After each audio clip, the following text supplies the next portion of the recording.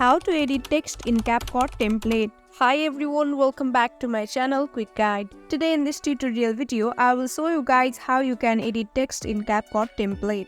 So let's get started. Firstly, open your Capcut application. Now here at the bottom of the screen, you can see 4 different options. Click on templates. Before starting, keep in mind that not every templates have an editable text. So select the one that has the editable text. For example, I will select this template. Click on it and tap on Use Template. Now select the clip for the templates and tap on Next button. Once you are on this screen, you can see 3 different options at the bottom of the screen. Click on the Text button. Now finally, you can erase this text and edit the text as you wish. For example, I will erase this text and type beautiful. Once you enter your text, now you can change the text presets, color, font and align. Now finally click on the checkmark option and that's it. In this way you can edit the text in Capcut. So that's all for the video. I hope you guys understood this tutorial.